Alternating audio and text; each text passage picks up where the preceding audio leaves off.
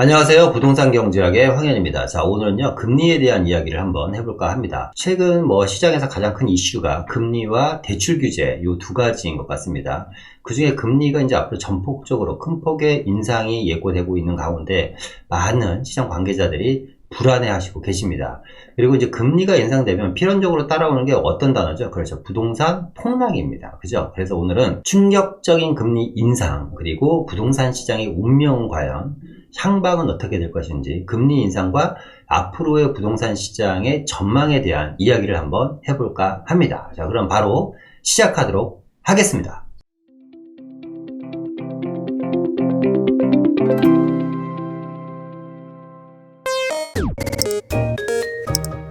자, 일단 뉴스를 한번 보겠습니다. 뉴스를 보니까 이런 내용이 나오냐. 연내 대출금리 6%까지. 엄청나게 저금리가 엊그저께 같은데 이제 6%까지 금리가 오른다고 합니다. 순죽인 영끌과 빚을 통해서 투자하는 사람들, 빚투족이라고 하죠. 이분들이 지금 불안에 떨고 있다, 이런 뉴스인 것 같아요. 5% 넘어서 6%가 코앞이다. 정부 대출 제한력의 금리는 계속해서 치솟고 있다. 일단 금리는 계속해서 올라가고 있고, 그동안 1억 정도, 예를 들어서 은행에, 예를 드는 겁니다. 1억 정도 시장에 대출을 풀어줬다면, 대출 제한령으로 인해서 이제 앞으로 은행은 각각 3천만원씩 이상 대출을 해주면 안 됩니다라고 하니까, 1억을 풀었을 때 수익이 있을 거 아니에요. 이 수익을 3천만원만 풀었을 때도, 대출을 해줬을 때도 이 수익을 맞춰야지 되니까, 은행 입장에서는 당연히 2% 받던 금리를 6%나 7%까지 올릴 수밖에 없죠. 왜? 은행은 미치고는 장사를 안 하니까. 그런 내용인 것 같습니다. 대출 총량제에 의해서 은행권에 있는 은행들이 대출을 할 수 있는 폭이 줄어들다 보니 마진, 은행, 예대 마진을 먹고 사는 은행이 수익이 줄어드는 것을 볼 수가 없을 거 아닙니까? 그러니까 당연히 대출 금리는 올라갈 수밖에 없다. 대출 제한력의 대출 금리가 치솟고 있다는 거고요. 가계치도달한 가계부채, 그러니까 부채도 문제죠. 부채가 너무 심각하다 보니까 이제 대출 규제를 통해서 어떻게든지 부채를 좀 막아보려고 하는 거고, 더 이상 추가적인 대출을 안 해주려고 하는 것도 정부의 의지이면서도 부동산 가격을 같이 한번 잡아보겠다고 하는 것도 정부의 의지인데, 어쨌거나 그럼으로 인해서 한 번도 경험하지 못한 건 아니죠. 과거에 10%가 넘는 금리도 있었는데, 어쨌거나 최근 5, 6년 동안 한 번도 경험하지 못한 금리 인상 시장으로 돌아가고 있다라는 겁니다. 그러니까 금리 인상과 자산 가격 조정이 이제 만약에 맞물리게 된다고 하면 시장에는 큰 여파가 오겠죠. 자, 전세대출도요. 전세대출이 4%의 금리라고 합니다. 전세대출 같은 경우는 1에서 2% 정도의 금리였는데 4%, 주담대도 한 2에서 3% 정도의 금리였는데 5%까지. 아까 얘기한 6%가 코앞이라고 하잖아요. 그러니까 5%를 넘어서 6%까지 갈 것 같습니다. 자고 나면 뛰는 겁니다. 그러니까 금리가 2%, 3%짜리가 이제 6%까지 금리가 올라간다고 하면 확실히 이 대출을 받아서 부동산을 구입하신 분들이라든가 너무 공격적인 대출을 통해서 부동산을 구입하신 분들한테는 당연히 영향은 있을 것 같아요. 그죠? 이게 어느 정도 타격은 있을 것 같습니다. 그렇지 않은 사람들은 큰 문제는 될 것 같지는 않습니다만, 대출을 많이 받으신 분들한테는 좀 어떻게 보면 이 대출 금리 인상이 좀 불안할 수는 있을 것 같습니다. 어쨌거나 자고 나면 계속해서 금리는 뛰고 있다는 거고요. 그런 와중에 금통위 위원 6명 중에 4명은 다음 달 기준금리를 무조건 인상해야 된다는 얘기를 하고 있습니다. 그러니까 기준금리를 계속해서 올려야 된다는 얘기를 하고 있네요. 정리를 해보면 이런 거죠. 금리가 올라가면, 그리고 대출 규제를 하면 부동산 가격은 무조건 떨어진다라는 게 이제 정설입니다. 그런데 이 부동산 가격을 결정하는 요인은 금리와 대출만 있는 건 아니죠. 외부적인 여러 가지 수십 가지의 시장 상호작용들이 상호작용을 하면서 움직이는 것입니다. 예를 들어서 수요와 공급이라든가 매수 심리라든가 전세가율이라든가 국내적인 경제라든가 고용이라든가 기타 등등 여러 가지 현안 속에서 부동산 가격이라는 게 결정되는 건데, 이 금리라는 놈이 부동산 가격을 움직이는 한 축을 담당하고 있는 건 맞습니다. 그러다 보니까 금리 인상이 계속해서 되고, 대출 규제는 이제 어떻게 돼요? 매수를 축소하게 되겠죠. 매수자에 대한 심리적인 압박을 줍니다. 금리도 매수자에 대한 심리적인 압박을 주다 보니까 어쨌거나 매수자들 같은 경우는 주춤할 수밖에 없고 시장에 진입을 하기는 상당히 힘들지 않을까. 근데 이 매수사라는 게 지금 현재 상황에서 이 매수를 생각하시는 분들은 거의 대부분 99%가요. 실수요입니다. 그러니까 이 좀 답답하거나 가슴 아픈 거는 뭐냐면 이 실수요자들이 사실상 무주택 실수요자잖아요. 이 무주택 실수요자들이 사실상 제일 큰 피해를 보고 있지 않나. 그러니까 진작에 좀 요런 게 금리가 낮았을 때, 대출 규제를 좀 잘 해줬을 때 집을 샀으면 어땠을까라는 아쉬움은 남습니다. 자, 계속해서 보도록 하겠습니다. 첫 번째 내용은요, 6억 이하 아파트 가격이 폭등을 한다는 얘기입니다. 왜냐면 금리 인상 전에 좀 선매수를 지금 하려는 분들이 상당히 많아요. 내년부터 본격적인 DSR 적용이 되면 10억 아파트 기준으로 대출이 많이 나와봤자 2억 나오는데 사실상 집 사지 말라는 거잖아요. 우리나라 대한민국 많은 국민들이 사실상 현금 50% 이상을 주고, 물론 사시는 분들도 계시겠지만 얼마나 많을까라는 생각이 듭니다. 어쨌거나 우리나라 같은 경우는 기본적으로 대출을 안고 집을 사는 구조인데 내년부터는 집값의 한 20%도 대출받기 힘드니까, 그러니까 선매수를 통해서 6억 이하 아파트들이 지금 씨가 마르고 있다는 얘기입니다. 자, 뉴스를 계속해서 보면 6억 이하 아파트 서울시 씨 마른다. 그죠? 이게 어떻게 보면 이거는 대출 규제와 금리 인상으로 인한 새로운, 또 우리가 항상 얘기하는 5년째 얘기하고는 뭐예요? 풍선 효과가 이제 6억 이하 아파트에서 나오고 있는 거죠. 서울에서 6억 아래 아파트 매물이 이제 잠기고 있다. 대출과 세금 증세에 의한 풍선 효과로 인해서 대표적인 데가 이제 성동구, 광진, 송파 이런데, 노원 이런 지역이 매물이 기하급수적으로 지금 실종이 되고 있다는 얘기입니다. 6억 이하 아파트 거래 급증, 이런 뉴스가 계속 나오네요. 6억 이하 아파트 매물 사라지고 대출 규제로 인한 풍선 효과가 계속해서 이어지고 있다. 어쨌거나 첫 번째 내용은 뭐냐면 6억 이하 아파트가 사라지고 있고 가격이 폭등을 하고 있다는 겁니다. 자, 6억 이하 아파트 보니까요, 올해 46%가 줄어들었대요. 전체의 11%만 남았습니다. 올 초입니다. 올 초만 하더라도 반토막이 난 거예요. 그러니까 5년 전, 6년 전으로 되돌아가면 더 큰 건데요. 2021년 올 초만 보더라도요, 25만 9,785 세대에 있던 서울에 있는 6억 이하 아파트 숫자가 10월 말에 13만이니까 거의 반토막 난 거잖아요. 50%가 줄어들었다는 겁니다. 아파트가 점점 줄어들까, 6억짜리 아파트가 없다는 건 뭐냐면 6억 이하 아파트 가격이 계속해서 오를 가능성이 높고, 자, 그럼 6억짜리가 7억이 되거나 8억이 됐거나 10억이 됐다라는 거잖아요. 그죠? 그러니까 6억 이하의 아파트 가격이 폭등을 하고 매물이 줄어든다는 건 뭐냐면, 밀어서 6억을 받쳐주고 있는, 그러니까 6억에 기대고 있는 그 이상 가격에 있는 아파트 가격들도 덩달아 거래량과 상관없이 꾸물꾸물 동반 상승할 가능성이 상당히 높다라는 거고, 지지를 해줄 수 있다라는 거죠. 그러니까 밀리는 것을 막아주는 효과를 6억 이하 아파트들이 지금 해주고 있는 것 같습니다. 이 추세는 내년 초까지 좀 계속해서 이루어지지 않을까. 그러니까 6억 이하 아파트 사실 분들은 지금 생각할 시간이 없습니다. 지금 사든지 아니면 5, 6년 후를 정말 인내를 하고 아주 오래 기다리든지. 그러니까 집이라는 건 항상 그래요. 언제가 제일 싸요? 지금이 제일 쌉니다. 오늘 사야지 되는 겁니다. 늘상 말씀드리지만 제가 방송 중에서 내 집을 사는 거잖아요. 투자자라면 모르겠어요. 투자자 6억 이하 아파트를 투자해서 어느 정도 시세 차익을 내고 2, 3년 있다 팔겠다. 이런 분들이 지금 집을 살까요? 만약에 그런 마음으로 집을 사시는 분들이 있다면 저는 결사 반대입니다. 지금 6억 이하 아파트를 투자 목적으로 사서 2, 3년, 3, 4년 있다 시세 차익 내고 팔겠다? 글쎄요, 얼마나 큰 시세 차익이 있을지 모르겠지만 어쨌거나 그거는 좀 아닌 것 같고요. 지금 이 6억 이하 아파트를 공격적으로 투자하시는 분들은 거의 대부분이 실수요자다. 이런 말씀을 좀 드리고 싶습니다. 자, 두 번째 내용은요, 이제 6억 이하가 아니죠. 이제 15억짜리 아파트의 가격이 폭등한다. 15억짜리 이상 아파트의 가격이 폭등하죠. 이 친구들은 뭐냐면, 금리 인상과 대출 규제와 전혀 상관이 없는 친구들입니다. 그러니까 금리가 5%, 2%짜리가 5%로 올리던 6%로 올리던, 아니면 대출을 해주던 안 해주던 9억 이상 15억짜리 아파트들은요, 과거에부터 대출 규제에 잡혀 있었던 아이들입니다. 그러니까 이 친구들은 사실상 금리 인상과 대출 규제와 크게 무관합니다. 과거에도 대출을 많이 받지 않고 산 거예요. 그리고 대출을 안 받고 샀다든가. 그러니까 전혀 상관이 없습니다. 그런데 문제는 뭐냐면, 지금 이 순간에도 이렇게 지금 집값이 떨어지네 어쩌네 이러고 있는 상황에서도 거래는 잘 안 되고 있습니다만 신고가가 나오고 있다. 그러니까 부동산 하락을 점치시는 분들 중에서 매물이 과거보다 많이 쌓이고 있다. 근데 그 과거라는 게 사실 전년 대비를 얘기하더라고요, 대부분.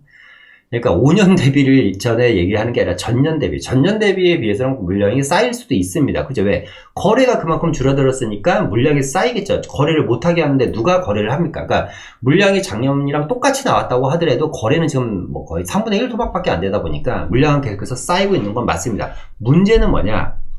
물량은 늘어나고 거래는 안 되는데 계속해서 신고가를 갱신한다라는 게 문제인 거예요. 신고가를 갱신한다라는 게. 이 똘똘한 한 채의 영향을 받아서 15억 이상 되는 초고가 아파트라든가 아니면 고급 빌라, 100억대 신고가 갱신이 계속해서 증가하고 있다. 이건 사실상 일반 서민들이랑은 전혀 상관은 없는 내용입니다. 저랑도 상관은 없는 내용입니다. 그런데 자산가들이 이렇게 해서 움직이고 있고 이 친구들이 계속해서 뭐예요? 끌고 나가고 있다는 겁니다. 그러니까 뭐 지하철로 타면 앞칸이 계속해서 지금 끌고 나가는 거죠. 자, 뉴스를 계속해서 보면 이러한 거래 절벽 속에서도요, 신고가가 계속 터지고 있는데 특히 고가 아파트가 집중되어 있는 강남권에 15억이 넘는 초고가 아파트는 계속해서 신고가를 갱신하고 있다는 얘기고요. 국토부 실거래가 시스템을 보니까 서울 서초구 아크로리브 전용 면적 78제곱미터가 19일날 37억 5천만 원에 19층이 거래됐습니다. 야, 78제곱미터가 37억 5천만 원. 이런 참 비싸네요. 그죠? 6월달 같은 면적이 34억 원에 거래된 것보다 3억. 그러니까 6월달에는 34억에 거래됐는데 이번 달 19일 날에 37억 3천만 원이니까 3억 이상 또 올랐네요. 79제곱미터입니다. 전용 면적. 반면 강남의 지난달 매매 가격 거래 건수는 142건으로 전달에 345건의 절반도 못 미친다. 전달에 비해서 가격 거래가 많이 줄었다는 얘기죠. 그리고 관악구 같은 경우도 은평구 같은 경우도 전달과 비슷하거나 이제 거래량이 많이 줄고 있다. 그러니까 거래는 줄고 있는데 뭐 관악구나 은평구, 노동강 이런 데가 대표적으로 6억의 아파트들이 아직까지 좀 남아있는 동네들이잖아요. 이런 지역들 뭐 그런 거 위주로 좀 거래가 되는 것 같습니다. 거래 건수는 계속 줄어들고 있다. 이렇게 고가 아파트라든가 초고가 주택에 대한 신고가 갱신은요, 대출 규제의 영향을 전혀 받지 않는 고가 단지와 가격 상승 여력에 있는 재건축 재개발 이슈 단지들이 거래를 되고 있기 때문이다. 재건축뿐만 아니라 재개발도 마찬가지죠. 뭐 예를 들어서 웬만한 재개발 지분들 같은 경우는 지금 뭐 사업승인 인가나 관리처분 떨어진 것 같은 매물들은 현금 거의 한 15억 이상 갖고 들어가야 되잖아요. 그러니까 이런 애들은 어차피 대출이랑 상관없는 겁니다. 그러니까 이런 애들도 계속 근데 물건이 없죠. 근데 그죠? 물건이 없습니다. 재개발 구역 안에 물건이 없어요.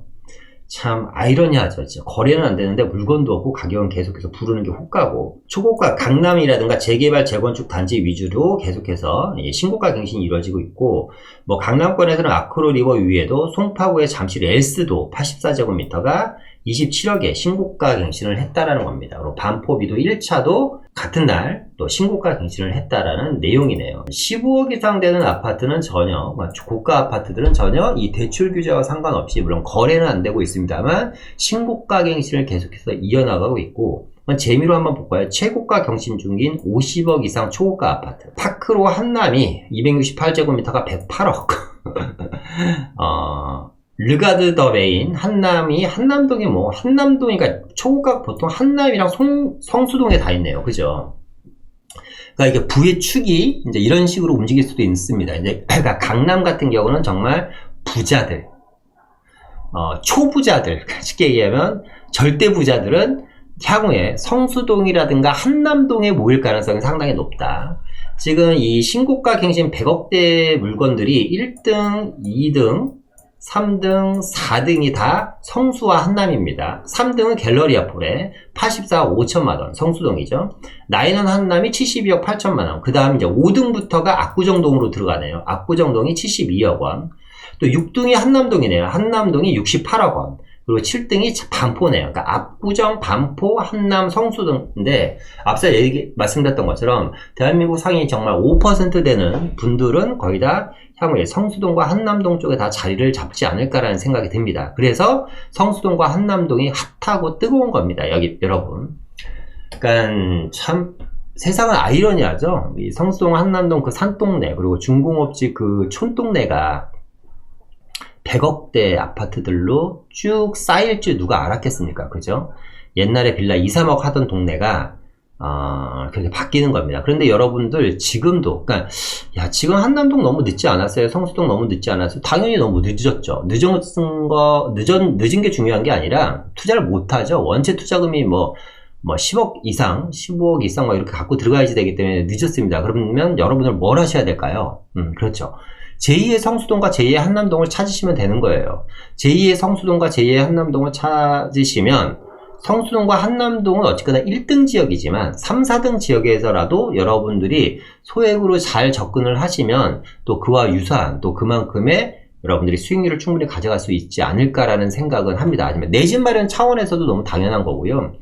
또 하나는 제2의 성수동과 한남동을 반드시 찾아야 되는 이유는 뭐냐면 여러분뿐만 아니라 여러분 자녀를 위해서라도, 그러니까 여러분 자녀들이 20대라면 더더군다나 소액 증여를 통해서라도 향후에 서울의 한복판에 여러분들 자녀들이 거주할 수 있는 내 집 한 칸 정도는 준비를 해놔야 되지 않을까라는 생각이 듭니다. 자, 계속해서 보겠습니다. 세 번째는요, 자, 재개발 빌라의 또 거래량 폭증입니다. 그러니까 이 친구들도 15억 이상 아파트랑 비슷한 내용인데요. 금리 인상과 대출 규제와 사실상 좀 무관하다. 왜 그러냐면, 여러분들 이 영상을 보시는 분들 중에서도 재개발이나 재건축은 좀 힘들겠지만, 원체 목돈이 들어가서 소액으로 재개발 쪽 관심 있으신 분 많잖아요. 특히나 이 재개발이 앞으로 될 지역에 있는 이런 빌라들, 그러니까 예정지에 미리 좀 내가 들어가서 미리 좀 선점 투자를 해놔서 향후에 좀 높은 수익을 가져가 보겠다. 이렇게 생각하시는 분들도 많잖아요. 이런 분들이 어떻게 이런 거래량을, 아파트 거래량을 돌파하는 빌라 거래량을 계속해서 만들어내고 있는 거거든요. 그런데 앞서 얘기했던 것처럼 이 영상을 보시는 많은 분들 중에서 이런 재개발 빌라, 소액 투자를 생각하시는 분들이 사실 대출받고 사시는 분들은 거의 없거든요. 여유자금 갖고 갭 투자를 하는 거기 때문에 지금 이 친구들도 사실상 금리 인상이라든가 대출 규제와는 크게 상관은 없다. 앞서 얘기했던 것처럼 철저하게 지금 실수요자들이에요. 내 집 마련을 생각하고 있는 실수요자들, 1주택자라든가 아니면 지금 전세를 살고 있는데 전세 기간이 만기돼서 내 집을 살려고 하시는 분들은 전세 가격은 많이 올라가고 내 집으로 가려고 하는데 대출은 안 해주고 이러다 보니까 이런 분들이 진퇴양난인 겁니다. 그러니까 이런 시장에서 이런 투자 시장은 아직까지는 사실상 대출과 규제, 대출 규제라든가 금리에는 영향은 있지는 않다. 물론 시장 전체에는 영향을 있겠습니다만 종목으로 따져 들어가면 좀 다른 양상을 보이고 있다는 겁니다. 어쨌거나 오세훈표 재개발 관심이 높아지고 있죠. 그러면서 요즘 강남권에서도 오세훈표 재개발을 하겠다고, 강남권은 재건축인데 오세훈표 재개발에 강남권에서도 관심이 많다고 하면 오세훈의 민간 재개발이 이제 관심을 끌면서도 10월달도 서울의 빌라 거래량이 아파트 거래량을 추월했습니다. 제 영상을 꾸준히 보신 분들은 아실 거예요. 제가 올 초에 1월달과 작년 12월달에 뭐라 그랬죠? 올해 빌라의 거래량에 한번 관심을 가져보십시오. 근데 그 말이 그대로 현실화되고 있습니다.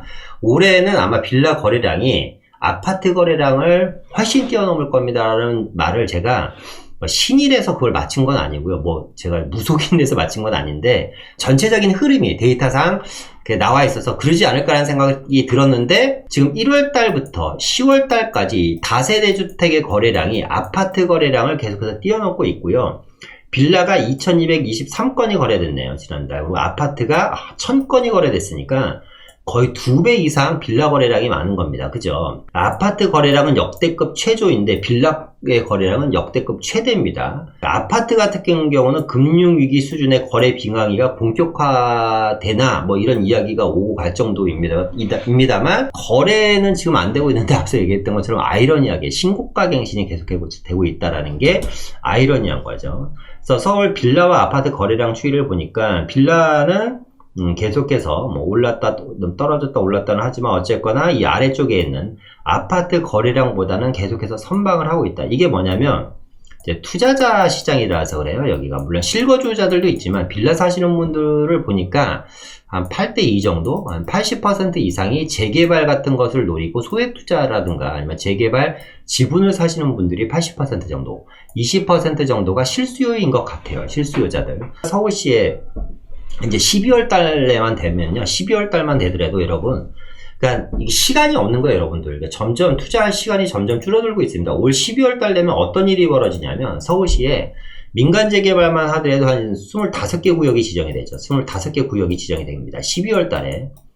그리고 이제 공공주도 복합 사업으로 거의 또 한 20개 지역이 또 구역 지정이 될 걸로 예상이 됩니다. 그러면 12월 달만 하더라도 서울에 40개, 거의 45개 구역이네요. 45개 구역이 지정이 되는 거예요. 그러면 서울시라고 했을 때 계속해서 공공이라든가 민간으로 계속해서 이렇게 구역 지정이 한강을 기준으로 북쪽 지정 얘기하는 겁니다.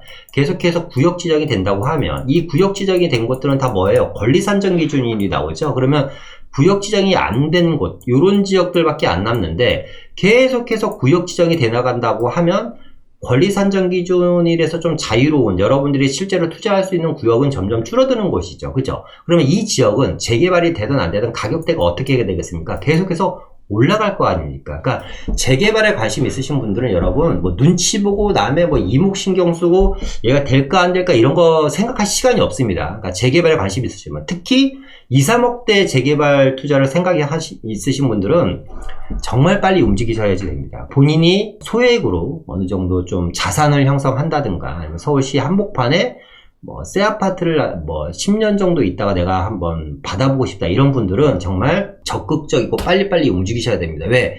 점점 내가 투자할 수 있는 공간이 이렇게 조그맣게 점점 줄어들고 있습니다. 점점 줄어들고 있기 때문에 투자할 공간 자체가 없다라는 겁니다. 자, 그 얘기도 제가 누차 했습니다. 점점 서울시에 투자할 수 있는 영역이 줄어들고 있다 이런 얘기도.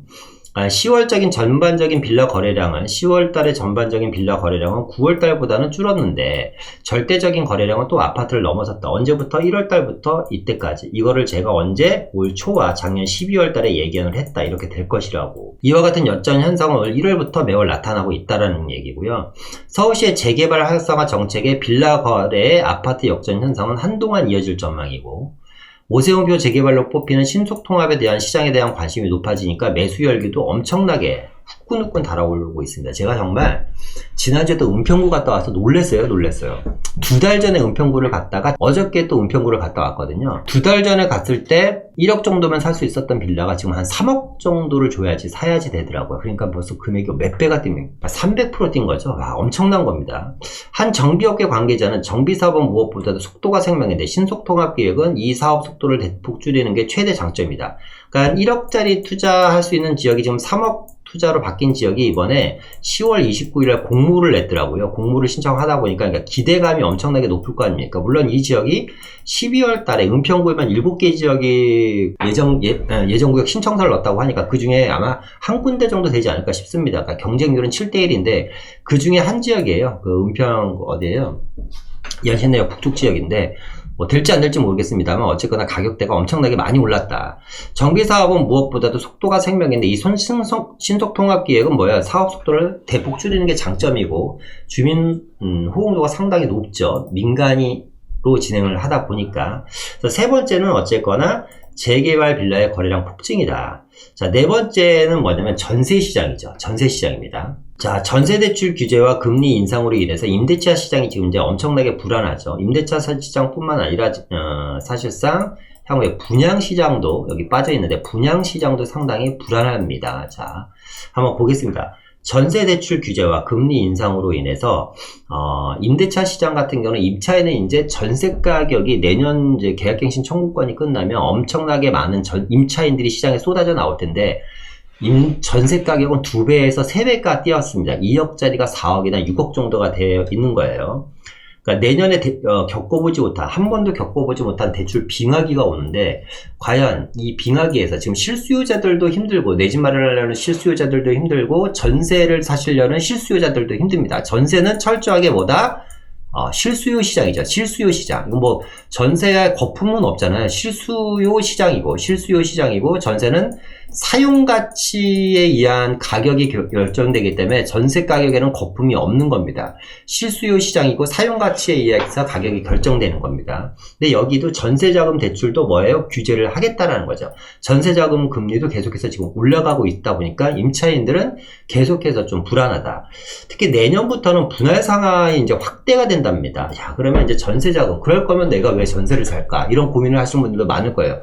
아니 분할 상한이 내가 전세금 근데 이거는 전 좀 이해가 안 되는데 전세금 뛸 일은 없잖아요. 전세금은 어쨌거나 은행에서 집주인한테 줬다가 이 사람이 나갈 때 은행에서 그대로 받는 건데 이 분할 상환을 하는 이유는 딱 하나겠죠. 전세 살지 말라. 이런 것 같습니다. 그러면 전세 살지 못하니까 월세로 이제 넘어가는 사람들이 많아질 거고, 월세로 넘어간다라는 건 뭐예요? 저소득층에 대한 가계자금 부담이 상당히 계속해서 커진다라는 겁니다. 분할 상환까지 하면서 그러니까 전세대출을 받지 말라는 거죠. 능력이 안 되면 전세대출 받지 말라, 이런 얘기입니다. 분할 상환 위한 정책적인 노력을 금융권과 함께해서 무척 강화할 것이래. 그러니까 무슨 얘기냐면 정부에서는요, 내년에 전세자금 대출을 규제하는 거를 금융권과 함께 계속해서 강화해 나갈 것이라는 겁니다. 그러니까 내 집 마련 대출이라든가 뭐 이런 것뿐만 아니라 전세 임차인에 대한 대출 규제도 계속해서 강화해 나간다고 하니까, 이렇게 되면 계속해서 집주인들도 반전세로 돌릴 수밖에 없죠. 그럼 전세 물량은 점점 줄어들고, 안 그래도 불안한 임대차 시장이 더 불안해질 수밖에 없고, 전세라든가 월세를 구하시는 분들은 높은 가격에 계속해서 임대차 시장에 머무를 수밖에 없다라는 겁니다. 그러니까 반전세라든가 월세가 계속해서 증가하게 되면 전세 물량이 감소를 하고, 당연히 전세 가격이 상승하는, 그러니까 전세대출 규제와 금리 인상으로 인해서 어쨌거나 내년 한 해는 임차인들한테 상당히 어려운 한 해가 되지 않을까라는 생각이 듭니다. 거기다가 아까 분양 얘기했잖아요. 우리 이제 분양 같은 걸 보면 요런 거 문구 많이 보시죠? 중도금 대출 무이자, 이런 얘기들 많이 들어보셨을 겁니다. 아파트를 살 때, 오피스텔을 살 때 특히 중도금 대출 무이자라는 얘기를 많이 하는데, 세상에 여러분, 어느 은행에서 돈을 빌려주면서 무이자로 빌려줍니까? 그죠? 무이자는 이 세상에 없습니다. 그죠? 그럼 무이자라는 건 무슨 뜻이냐? 무이자. 이 무이자는 이자를 분양받은 사람이 내지 말라는 거예요. 그럼 이자를 누가 내냐? 시공사에서 내는 겁니다. 시공사. 그런데 금리가 계속해서 올라가면 시공사에서 내야 되는 이자가 계속해서 높아지겠죠. 그러면 이 사업을 진행하는 시행사 입장에서는 대출이 수천억입니다. 여러분, 수천억짜리 대출 금리가 2%에서 6%로 올라간다고 생각해 보세요. 어마어마한 금액이죠, 이자가. 그렇기 때문에 시행사 입장에서는 점점 중도금 대출을 계속해서 그러면 고객한테 전가를 해야지 되냐, 우리가 중도금 대출 무이자를 계속 가야지 되냐에 대한 불안감이 있을 거고, 중도금 대출 역시도 규제를 받을 수 있기 때문에 중도금 대출이 안 나올 수도 있습니다. 그죠? 자, 그렇다 보니까 시행사들 입장에서는 분양 일정을 늦추거나, 아니면 분양을 아예 취소하거나, 아니면 시장에 공급을 안 할 수밖에 없겠죠. 그러니까 분양 시장도 상당히 불안해질 수밖에 없고, 그로 인해서 어떻게 시장에 공급 물량은, 민간이 공급할 수 있는 공급에 대한 물량 자체들도 계속해서 줄어들 수밖에 없다. 그래서 올 연말에 보니까 각각 시행사라든가 시공사 쪽에 좀 아시는 분들이 있거든요. 그러니까 12월 안에 지금 밀어내기 분양을 어마어마하게 하고 있고요. 요즘 특히 오피스텔, 대단지 오피스텔 같은 경우에 보면, 예를 들어서 뭐 분양팀 한 100명 정도만 들어가서 끝낼 수 있는 현장 하나를 500명, 600명씩 집어넣는다고 합니다. 왜냐면 12월 달 안에 이 대출 규제 나오기 전에 다 털어버리려고. 그만큼 어쨌거나 분양시장도 상당히 불안한 거는 사실입니다. 분양시장이 불안해진다면 다시 말씀드리지만, 시장의 공급은 사실상 점점 힘들어질 수밖에 없다. 자, 5번째 한번 볼까요? 5번째. 요런 것들은 좀 우리가 좀 조심해야지 된다. 어떤 것들이냐? 대출 비율이 높은 부동산들이죠. 특히 이제 우리가 흔히 수익형 부동산. 특히 이제 대표적인 게 상가라는 거죠. 상가는 지금도 이제 분양받아서 뭐 대규모 택지지구 단지 내 상가 같은 거 지금 분양받아서 고생하시는 분들 엄청나게 많죠. 제 주변에도 있습니다. 그러니까 상가는 좀 이런 거예요, 여러분. 이렇게 용산역에 가보면 용산 레미안 있잖아요. 그 주상복합 아파트 2동짜리. 그 상가가 엄청난 고가의 상가가 분양이 됐거든요. 한 채당 10억, 20억, 30억씩 분양이 됐는데, 그게 2, 3년 동안. 최근에 뭐 아직도 비어있는 데들이 있습니다. 그 자리가 여러분들 공실이 날 거라는 생각이 드시겠습니까? 용산역 대로변에, 그죠? 그 주변에 사는 사람만 몇천 세대인데, 그만큼 상가는 좀 리스크가 있는데, 이런 리스크 있는 상가를 분양받으신 분들 같은 경우는 사실상 대출금리가 점점해서 2%, 3%, 4%, 6%로 올라가면 올라갈수록 상당히 부담이 되겠죠. 거기다가 월세라도 잘 나오면 좋은데 월세도 안 나와. 근데 500만원에 내가 월세를 받는데 이자를 300만원 찍는데, 월세가 이제 이자가 500만원이 되면 사실상 이 상가로서의 가치 자체가 없는 거잖아요. 그러니까 요런 애들은 지금 만약 이런 것도 지금 상가 투자를 생각하시는 분들은 조금 고민을 하셔야지 되고, 이런 상가를 갖고 계신 분들은 더더군다나 힘든 한 해가 되지 않을까. 또 지식산업센터도 마찬가지입니다. 요즘 지식산업센터가 지금 뭐 돈 놓고 돈 먹기 판이 돼버렸잖아요. 그죠? 그러니까 저는 인기가 상당히 많습니다. 그리고 이제 그 임차인 구하기도 쉽고, 그런데 그러다 보니까 너무 무분별하게 지식산업센터들이 많이 지어졌어요. 그러니까 지식산업센터도 어쨌거나 이 상가나 지식산업센터, 그리고 오피스텔 이런 친구들, 뭐 도시 생활형 숙박시설 이런 친구들은 예를 분양가가 1억이면 내 돈 2, 3천만 원이면 사실상 끝납니다. 그냥 중도금 대출까지 다 해서 나중에 보증받고 이렇게 해버리면, 그러니까 요렇게, 그러니까 내 자기 자본 비율이 적고 대출 비율이 높은 상품들이잖아요. 이런 친구들 같은 경우는 향후에 힘들 수도 있다. 토지도 마찬가지죠. 토지도 이제 뭐 대출이 잘 나오고 토지를 사시는 분들도 거의 대부분 주택이랑 틀리게 토지는 7, 80%까지 역시 대출이 나오기 때문에, 지식산업센터는 뭐 잘 나오는 데는 90%까지 대출이 나옵니다. 그러니까 이런 상품을 사신 분들은 금리가 올라갈수록 상당히 부담이 갈 수도 있고요. 특히 이제 오피스텔, 그리고 생활형 숙박시설도 마찬가지입니다. 근데 이 오피스텔도 있잖아요. 예를 들어서 전세를 끼워서 투자하시는 분이 있을 거고, 월세 목적으로 대출을 많이 받아서 투자하시는 분들이 있을 텐데, 전세를 끼신 분들은 그나마 나을 텐데, 월세를 끼워서 대출을 많이 받고 월세로 대출을 좀 어느 정도 내고 내가 남은 수익금을 또는 생활비로 쓰겠다, 이런 분들한테는 사실상 좀 힘든 게 될 것 같습니다. 이 대출금리가 올라갈수록. 특히나 오피스텔 분양 시장도 확실히 이제 불안하죠. 대출이 안 된다고 하면. 생활형 숙박시설도 뭐 말할 것도 없고요. 얘는 오피스텔은 그래도 전세라도 줄 수 있잖아요. 내가 실제 들어가서 살 수도 있고. 근데 생활형 숙박시설은 사실상 전세를 주면 불법이기 때문에, 이게 이 친구들 같은 경우는 최근에 뭐 특정 지역은 얘기 안 하겠습니다. 높은 프리미엄이 붙은 걸로 알고 있습니다만, 저는 생활형 숙박시설은 오피스텔이나 아파트와는 틀리게 좀 끝까지 가봐야 된다. 지금 어느 정도 프리미엄이 붙었다고 안심할 상품은 아닙니다. 항상 리스크를 상당히 많이 공유하고 있는 친구이기 때문에 이 생활형 숙박시설은 좀 여러분들이 각별한 주의를 좀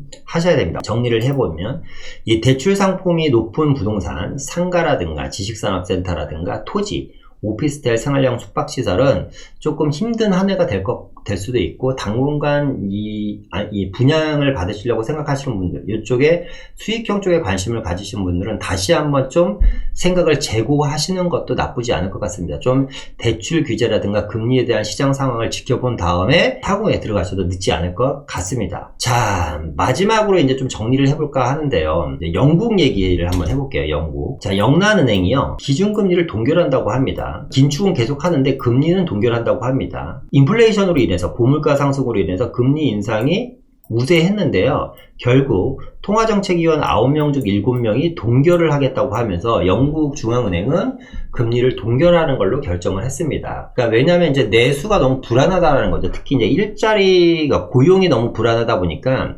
인플레이션은 일시적인 걸로 생각하는 것 같아요. 인플레이션은 일시적인 거고, 고용이 불안하다 보니까 일자리가 어느 정도 안정권, 그러니까 고용이 안정이 어느 정도 된 다음에 확인한 이후에 상황을 보고 결정하겠다는 겁니다. 이게 맞는 거죠. 그죠? 그러니까 우리나라 금리 인상이 그래서 언제까지 진행될까 하는 건 의구심이 있습니다. 물가 상승으로 인해서 기준금리 인상이 가능성이 점쳤던 영국 중앙은행이 기준금리를 일시적으로 일단 동결했다라는 거고요. 금융시장에서는 금리가 인상될 것이라는 전망이 우세했지만 예상반 결과가 나왔다.